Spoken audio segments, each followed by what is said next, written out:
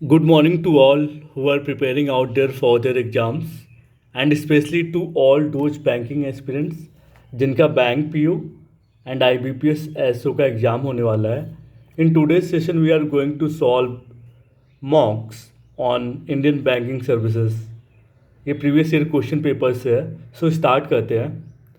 आपका पहला क्वेश्चन है, a saving bank deposit is one where.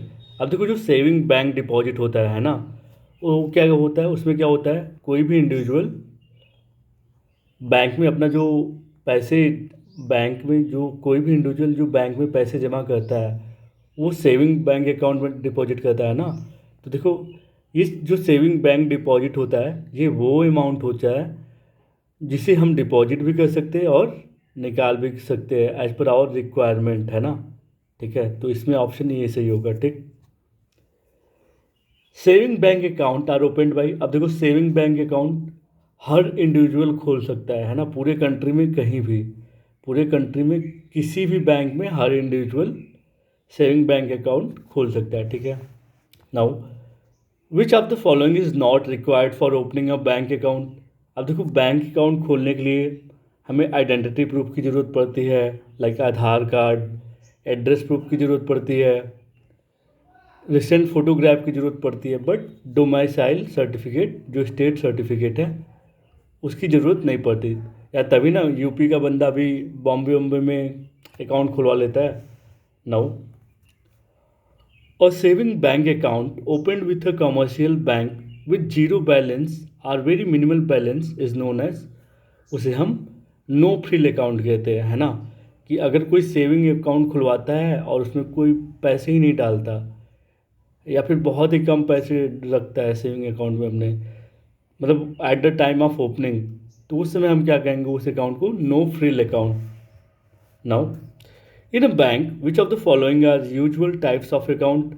अब देखो, किसी भी बैंक में, है ना, जो यूजुअल अकाउंट मतलब जो ज़्यादातर लोगों के होते हैं, तो वो अकाउंट क्या क्या होता है, करेंट अकाउंट होता है, सेविंग अकाउंट होता है और टर्म डिपॉजिट अकाउंट होता है. टर्म डिपॉजिट अकाउंट किसे कहते हैं, जो आपका फिक्स डिपॉजिट अमाउंट होता है ना. फिक्स डिपॉजिट, जो फिक्स डिपॉजिट अमाउंट किस अमाउंट को कहते हैं, जो लॉन्ग ड्यूरेशन के लिए बैंक में सेव किया जाता है. Now, nomination for a deposit account in the banking means. अब देखो, जब हम कभी भी नॉमिनेशन होता है ना for a deposit account in bank means, क्या होता है कि जो डिपॉजिटर होता है उसके पास ये राइट होता है ना, ये ऑफिशियल रिटर्न राइट होता है कि वो अपने फेवर में या फिर अपने रिलेटिव के फेवर में उस अमाउंट को क्लेम कर सकता है ना. अगर उसका डेथ होता है तो नॉमिनी वगैरह फिल होता है ना यार. ठीक है, तो वही नॉमिनेशन है, nomination of deposit account. Nomination nominee को ही तो कहते हैं कि अगर लाइक जो जिसका अकाउंट है वो नहीं रहा तो उसके बाद वो पैसे कौन क्लेम कर सकता है, उसके रिलेटिव. तो इसी का नॉमिनेशन होता है. ठीक है. Now, the usual deposit account of banks are. अभी हमने ये क्वेश्चन देखा कि जो बैंक में जो जनरली हम अकाउंट देखते हैं वो कितने टाइप के होते हैं, तीन टाइप के, current account, saving bank account and term deposit account. Term deposit account को ही हम फिक्स डिपॉजिट कहते हैं. ठीक है, fix deposit. Now, which of the following types of account are known as demat account. देखो, ये बहुत ही इंपॉर्टेंट है. पहले तो जानो डीमैट अकाउंट क्या होता है. देखो, डीमैट अकाउंट एक तरीके का डिजिटल अकाउंट है जो कि इन्वेस्टमेंट को होल्ड करता है. कैसे इन्वेस्टमेंट्स को, डीमैट अकाउंट पे हम स्टॉक, बॉन्ड, म्यूचुअल फंड्स को इलेक्ट्रॉनिक फॉर्म में होल्ड किया जाता है. ठीक है, डीमैट अकाउंट को हमेशा याद रखना स्टॉक, बॉन्ड, म्यूचुअल फंड के लिए यूज होता है ना. ये डिजिटल अकाउंट है. ठीक है, तो देखो इसमें क्या होगा, accounts in which shares of various companies are traded in electronic form. अभी बताया ना मैंने. डीमैट क्या होता है, एक डिजिटल अकाउंट होता है जिसमें इन्वेस्टमेंट जो होता है स्टॉक के फॉर्म में, बॉन्ड म्यूचुअल के फॉर्म में, मतलब बॉन्ड म्यूचुअल स्टॉक में, बॉन्ड म्यूचुअल में, इन फॉर्म इलेक्ट्रॉनिक फॉर्म में, इन सब में होता है. ठीक है. Now, in our country a cheque remain valid for payment for, कितने मंथ के लिए होता है, जब चेक साइन कर दिया जाए तो आप सभी जानते होंगे कि चेक वो जो है 3 मंथ्स तक वैलिड होता है. अगर कोई चाहे तो उसको 3 मंथ में उस चेक को विड्रॉल कर सकता है, ठीक है, मतलब उस चेक को भजा सकता है। Now what is the alphanumeric code on cheques called? अब जो चेक पे अल्फ़ा न्यूमेरिक कोड होता है उसे हम आईएफएससी कोड कहते हैं, ठीक है। ये जो आईएफएससी कोड होता है वो 11 डिजिट का होता है, 11 डिजिट का होता है, जो कि इलेक्ट्रॉनिक फंड ट्रांसफ़र में यूज होता है, ठीक है। इलेक्ट्रॉनिक आईएफएससी कोड हमेशा याद रखना, 11 डिजिट का होता है, एग्जाम्स में पूछ सकता है। नाउ देखो, इन 2012 में रिजर्व बैंक ऑफ इंडिया ने क्या क्या किया? Reduce the validity period of cheque, demand draft, pre order and bankers cheque from, मतलब इन चीज़ों का जो पहले 2012 से पहले क्या होता था कि जो चेक है, डिमांड ड्राफ्ट है, पे ऑर्डर्स है, उसे उसे कोई चाहे तो 6 मंथ तक भजा सकता था, है ना। बट 2012 में क्या हुआ कि रिजर्व बैंक ऑफ इंडिया ने उसका ड्यूरेशन 3 मंथ कर दिया। कितना कर दिया? 3 मंथ, ठीक है, फ्रॉम द डेट इश्यू, ठीक है। अब देखो, इसमें क्वेश्चन पूछा है कौन सा सेक्शन निगोशिएबल इंस्ट्रूमेंट एक्ट का चेक से डील करता है, तो ये है सेक्शन 6, ठीक है, section 6। Let me show you. देखो, ये निगोशिएबल इंस्ट्रूमेंट एक्ट है। अब इसका सेक्शन 6 देखो, चेक, सेक्शन 6 में चेक मेंशन है ना, चेक क्या होता है, ठीक। Now when the signature of the drawer of a cheque is not genuine, अब देखो, जो जिसने चेक पे, जो चेक का ओनर है ना, जो चेक का ओनर उसे ड्रावर कहते हैं। अगर वो सिग्नेचर गलत करता है तो उसे हम क्या कहेंगे? फॉर्ज्ड चेक, मतलब नकली चेक हो गया, मतलब not capable of withdrawing the amount from the cheque, ठीक है।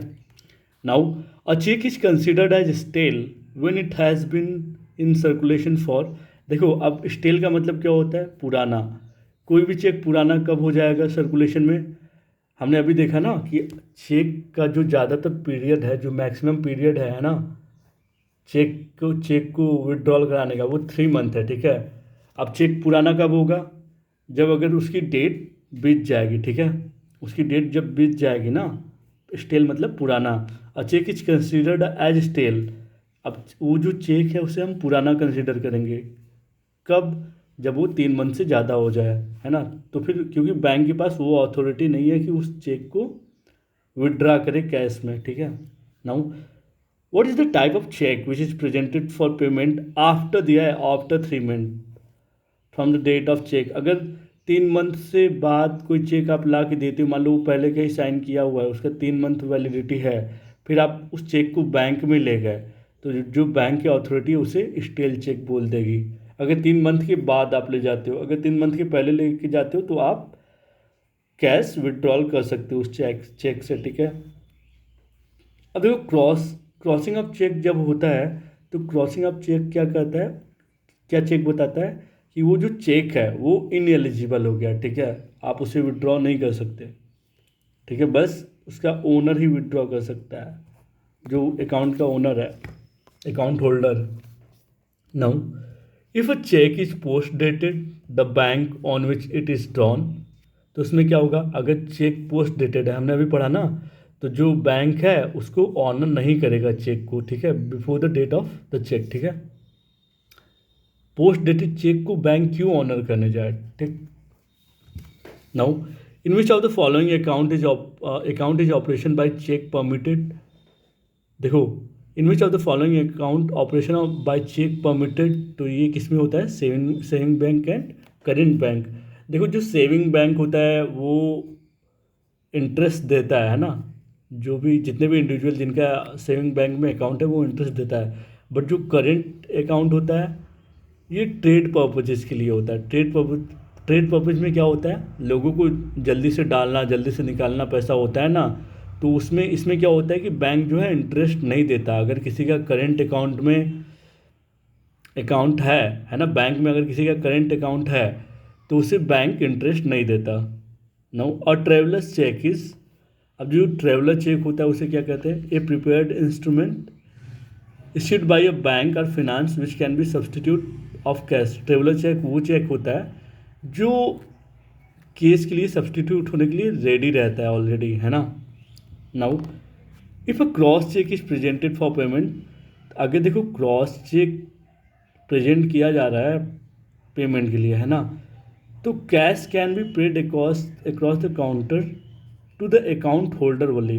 वही मैंने कहा ना कि अगर कोई क्रॉस चेक है, मान लो जो अकाउंट होल्डर है उससे चेक में गलती हो गई निकालने में पैसे, बट अगर वो अकाउंट का रियल होल्डर है, ट्रू होल्डर है, तो वो किसी और वे से भी उस पैसे को निकाल सकता है, यानी कि चेक के भी वे से निकाल सकता है। ठीक है, अब देखो crossing applies to which of the following instrument.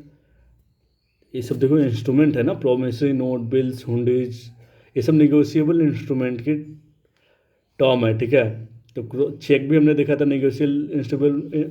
Check भी हमने देखा था निगोशिएबल इंस्ट्रूमेंट का टर्म है जो सेक्शन 6 में है। ठीक है, तो क्रॉसिंग किस पे अप्लाई होता है? चेक पे। चेक कहाँ दे रखा है निगोशिएबल इंस्ट्रूमेंट पे? सेक्शन 6 में। Now which of the following is correct for cross cheque. देखो जब भी क्रॉस चेक होगा तो वहाँ पे कैश पेमेंट नहीं हो पाएगा उस चेक पे। There is no cash payment on this cheque. ठीक है, now abbreviation for ASBA stands for. देखो ASBA के लिए जो एब्रीविएशन है वो क्या है? Application supported by blocked account. ठीक है, बैंक अकाउंट नहीं, एप्लीकेशन सर्विस नहीं, देखो हमेशा application supported by blocked account ये सही होगा। ऊपर भी देखो ये ऑप्शन दे रखा है इसमें। ठीक है, नाउ अब देखो जो हम अभी ASBA यूज करते हैं ना, वो एप्लीकेंट के लिए कैसे एडवांटेज लाता है? वो ऐसे लाता है कि जो उनका डिपॉजिट होता है अकाउंट या फंड में, ठीक है, उसे ब्लॉक कर दिया जाता है। मतलब उसके अकाउंट जल्दी से डेबिट नहीं हो पाते। ठीक है, तो उस पर जो इंटरेस्ट है उन्हें मिलता रहता है, भले ही वो उस पैसे को निकाल ना पाए। अब देखो नॉन परफॉर्मिंग एसेट क्या होता है? नॉन परफॉर्मिंग एसेट में ये होता है कि जब कोई बारोवर बैंक से पैसे लेता है तो उस पैसे को वो इंटरेस्ट देने में या फिर पे करने में फेल्ड रह जाता है बारोवर। तो इससे क्या होता है कि बैंक को घाटा लगता है ना। 90 डेज के पीरियड के बाद अगर ऐसा किया जो बारोवर है, तब बैंक एक्शन लेना स्टार्ट करती है।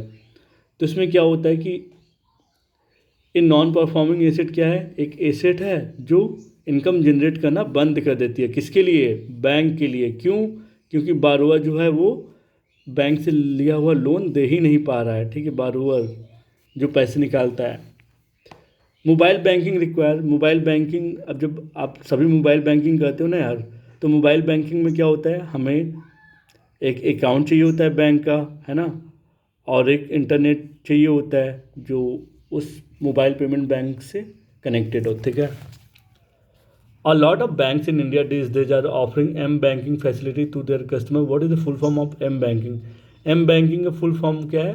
Mobile phone banking. ठीक है, अब देखो यहाँ पे दिखा है credit card are also known as, credit card या फिर डेबिट कार्ड, इसको हम प्लास्टिक मनी भी कहते हैं। ठीक है, प्लास्टिक मनी भी जाने जाते हैं ये credit card and debit card. ठीक है, which among the following can be called electronic cheque. Electronic cheque के लिए किसे कॉल्ड किया जा सकता है? डेबिट कार्ड को। ठीक है, अब देखो debit a card stores and provide identification, authentication, data storage and application processing.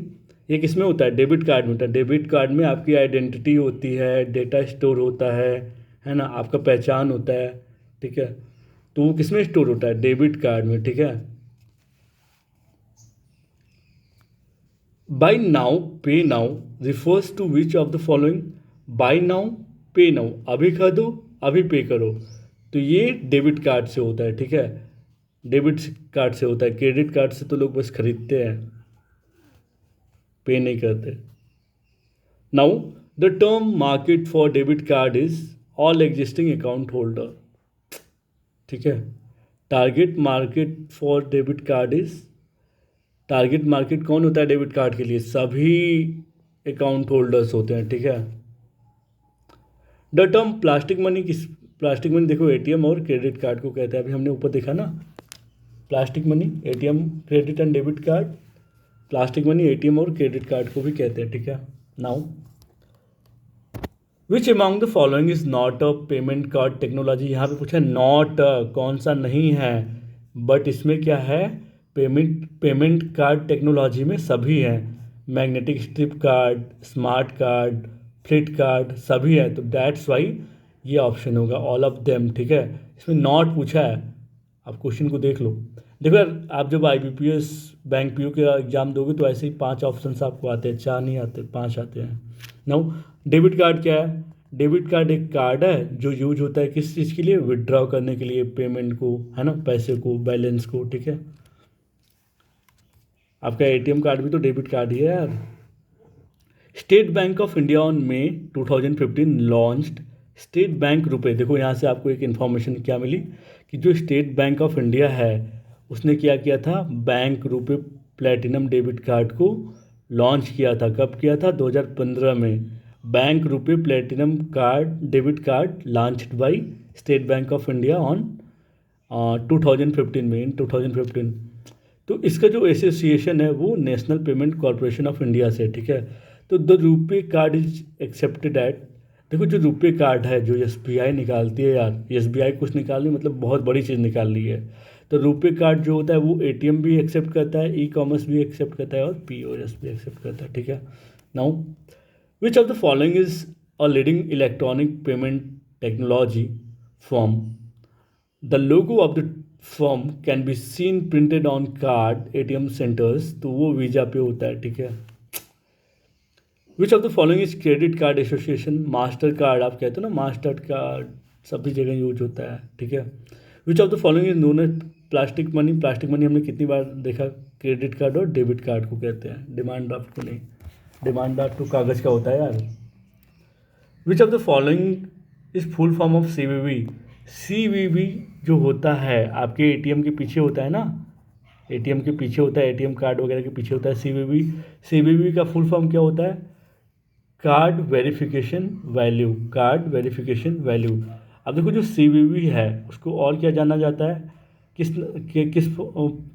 किस फुल फॉर्म से जाना जाता है, CVV को कार्ड वेरिफिकेशन कोड और कार्ड सिक्योरिटी कोड के नाम से भी जाना जाता है, ठीक है। अब OTP मेमोरी क्या है, वन टाइम प्रोग्रामेबल मेमोरी, ठीक है। वन टाइम जैसे पासवर्ड होता है ना, वन टाइम प्रोग्रामेबल मेमोरी है OTP इसमें। अब देखो which of the bank has launched Mera i mobile app for rural customer, Mera i mobile app जो है ICICI बैंक ने लॉन्च किया था। कौन सा बैंक, कौन सा ऐप, मेरा आई मोबाइल ऐप, किन के लिए, गांव के कस्टमर्स के लिए, रूरल कस्टमर के लिए। कब लॉन्च किया था, 20 मार्च 2017, 2017 याद रखो कि 2017 में मेरा आई मोबाइल ऐप लॉन्च हुआ था। किसने लॉन्च किया था, ICICI बैंक ने, किन के लिए, रूरल कस्टमर के लिए, ठीक है, जो गांव में रहते हैं। Now in order to sign up your recently launched digital locker by government of India, one needs to have a mobile phone number link to, देखो जब अब ये डिजी लॉकर तो सभी जानते हो यार कि डिजी लॉकर कैसे ओपन होता है, आधार कार्ड से ओपन होता है। उसके लिए ज़रूरी कंडीशन ये है कि जो तुम्हारा आधार कार्ड है वो तुम्हारे मोबाइल नंबर से लिंक्ड रहे, ठीक है, तभी डिजी लॉकर खुलेगा ना यार। OTP आता है वगैरह वगैरह सभी जानते होगे। Now which of the following public sector banks have launched Mingle to enable its customer to access to various banking on, ठीक है। मिंगल जहाँ भी सुनना कि मिंगल किसने लॉन्च किया, सीधा स्टेट बैंक ऑफ इंडिया, ठीक है। कुछ ज़्यादा इसमें दिमाग नहीं लगाना है, मिंगल किसने लॉन्च किया, स्टेट बैंक ऑफ इंडिया, ठीक। M-पैसा एक मोबाइल फ़ोन है, देखो ये सेम क्वेश्चन यहाँ भी था बट ये थोड़ा डिटेल में इसलिए इसको सॉल्व करा रहा हूँ। M-पैसा जो है एक mobile based transfer payment service है, ठीक है, जो 2007 में लॉन्च हुआ था वोडाफोन के साथ। किसने लॉन्च किया था, ICICI बैंक में हुआ था, ठीक है। ई मूल्य है ना, an artificial intelligence and blockchain based software products form Indian fintech launched e Mulya. E मूल्य का पर्पज़ क्या था कि ई मूल्य जो था वो CBSE है ना, central board of secondary education को पब्लिक क्रूशियल इन्फॉर्मेशन देने के लिए था, स्टूडेंट्स एंड पेरेंट्स को टाइमली मैनर में, ठीक है। ई मूल्य जो ऐप था वो किस लिए था, CBSE स्टूडेंट के लिए था कि उनसे जुड़ा हुआ जो इन्फॉर्मेशन है वो उनके पेरेंट्स को टाइमली मिलता रहे। योनो का फुल फॉर्म पहले देख लो, यू ओनली नीड वन, ठीक, यू ओनली नीड वन, ठीक है। ऐप, योनो ऐप किसका है? ये सब चीज़ें एसबीआई करती है यार। एसबीआई योनो ऐप एसबीआई से जुड़ा बहुत ही इंपॉर्टेंट है, क्योंकि मैंने बताया कि सबसे बड़े बैंक जो आपकी कंट्री की है आरबीआई और एसबीआई। अब देखो आरबीआई के एब्सेंस में एसबीआई पूरा फंक्शन करती है आरबीआई का, ठीक है, मैंने पहले बता रखा है। Which bank has launched it's mobile app called BP Fino payment bank है, ठीक है। Now which bank of the country has launched YONO cash, अभी मैंने दिखाया योनो कैश किसका है, एसबीआई वालों का है। Which of the following bank has launched the contactless credit card wave and पे, वेव एंड पे, मतलब यहाँ पे 3 टर्म है तो आप सीधा Punjab national bank PNB, 3 term आप भी जोड़ देना, पंजाब नेशनल बैंक, ठीक है। पंजाब नेशनल बैंक का है वेव एंड पे, एन फॉर नेशनल, ठीक। तो पंजाब नेशनल बैंक में भी नेशनल आता है। Which of the following bank developed Aadhaar app along with UIDAI and national payment corporation of India, तो ये IDFC बैंक ने किया था, ठीक है। Now the maximum use of core banking system CBS lies in which of the following field of banking, ये common transaction के लिए यूज होता है, ठीक है। Maximum use core banking system का कॉमन ट्रांसेक्शन के लिए होता है, ठीक है। Now customer relationship management activities are element of post payment banking का है, ठीक है। Now element of core banking include, अब देखो ये सारे देखो एलिमेंट ऑफ कोर बैंकिंग क्या है, कैलकुलेटिंग इंटरेस्ट, ठीक है, प्रोसीडिंग कैश डिपॉजिट, ये तो कॉमन है, ठीक है। बट कोर एलिमेंट क्या है, कैलकुलेटिंग इंटरेस्ट। अब देखो एटीएम का फुल फॉर्म क्या है, ऑटोमेटेड टेलर मशीन, है ना। एटीएम हम क्यों यूज करते हैं, कैश को विड्रॉल करने के लिए। फर्स्ट एटीएम कहाँ सेटल जो मुंबई में सेटअप हुआ था, ये कौन से बैंक द्वारा हुआ था, HSBC बैंक ने सबसे पहली बार एटीएम को सेटअप किया था, कहाँ पे, मुंबई, 1987 में, ठीक है, 1987। Now which of the following bank has installed ATM on, ठीक है, INS विक्रमादित्य पे किसने एटीएम को लॉन्च किया था, तो वो था स्टेट बैंक ऑफ इंडिया, ठीक है। जहाँ भी INS विक्रमादित्य है तो उसका relation state Bank of India से दिखा दो, ज़्यादा मत सोचो। विच of the bank in India has maximum number of branches and ATMs, सबसे ज़्यादा ब्रांचेस इन बैंकों में से किसके पास है, स्टेट बैंक ऑफ इंडिया, हमने देखा ना। और ATM भी स्टेट बैंक ऑफ इंडिया के पास है, हमने देखा था SBI कितना बैंकों के साथ मर्ज हुआ है, बहुत सारे, आप चाहे तो नोट्स को रिफ़र कर सकते हो। Now Reserve Bank of India has edged business guidelines for which of the following ATMs to source cash directly from the central bank, तो देखो रिजर्व बैंक ऑफ इंडिया ने गाइडलाइन जारी की है ना, जो source cash directly central bank है उनके लिए, तो उस ATM को हमने वाइट लेवल ATM में रखा है, ठीक है। Using an ATM customer can, देखो जब ATM का यूज करके हम क्या कर सकते हैं, चेक, पैसे को विड्रॉल कर सकते हैं, ठीक है, चेक देयर अकाउंट बैलेंस को हम चेक कर सकते हैं, ठीक है। हम सेल फोन का प्रीपेड क्रेडिट भी खरीद सकते हैं, ठीक है। नाउ अब क्वेश्चन देखो, installation of talking ATM is aimed at making ATM friendly for differently abled users के लिए ये है। टॉकिंग ATM किसके लिए है, डिफरेंटली एबल्ड, है ना, स्पेशली एबल्ड लोगों के लिए, ठीक है। The government is promoting the installation of white labelled ATMs, what is meant by white labelled ATM, white labelled ATM क्या होता है, ATMs which are set by non banking entities, ये किन के लिए होता है, जो भी नॉन बैंकिंग एंटिटीज है उनके लिए वाइट लेबल ATM होता है। सो अभी 1-2 क्वेश्चन और कर लेते हैं, then that will be sufficient for us today. Now the Reserve Bank of India has authorised non bankers to, देखो RBI कौन ऑथोराइज करता है, RBI करता है, किस चीज़ के लिए, वाइट लेवल ATM के लिए, ठीक है। तो इसके लिए जो रूल्स रेगुलेशन दे रखा है, आप गलती से भी RBI ने किया तो RBI एक्ट 1934 मत कर देना, जो वाइट लेबल ATM है उसके लिए प्रोविज़न बैंकिंग रेगुलेशन एक्ट 1949 में दे रखा है, ठीक है। अब देखो शेड्यूल्ड कॉमर्शियल बैंक ये सारे फंक्शंस करती है। So I guess that's for today. ATM of various bank in the country are connected through NFS से कनेक्टेड रहती है, ठीक है। एनएफएस आप देख लेना, गूगल कर लेना। एनपीसीआई सबसे पहली बार कहाँ लॉन्च हुआ था? वाराणसी में। It provides for agricultural trucks. देखो, एग्रीकल्चरल ट्रांजैक्शन के लिए कौन सा एटीएम होता है? ग्रीन लेवल एटीएम होता है, ठीक है। ग्रीन लेवल एटीएम किसके लिए होता है? देखो, ग्रीन लेवल क्या होता, किसके लिए होता है? एग्रीकल्चर के लिए होता है। और हमने वाइट लेवल देखा था, किसके लिए होता है? वाइट लेवल किसके लिए देखा था हमने यार? देखो, ग्रीन लेवल जो होता है वो एग्रीकल्चर के लिए, वाइट लेवल जो होता है वो नॉन बैंकिंग के लिए, नॉन बैंकिंग के लिए। और जो आपका येलो लेबल एटीएम होता है वो कॉमर्शियल पर्पज़ के लिए होता है, कॉमर्स एंड ई कॉमर्स के लिए, ठीक है। So that's for today. आगे हम अगला टॉपिक देखेंगे जो भी वो हमारा, एंड देन उसकी क्वेश्चन सॉल्व करेंगे। थैंक यू, स्टे कनेक्टेड, साथ में प्रिपरेशन करते हैं। Thank you.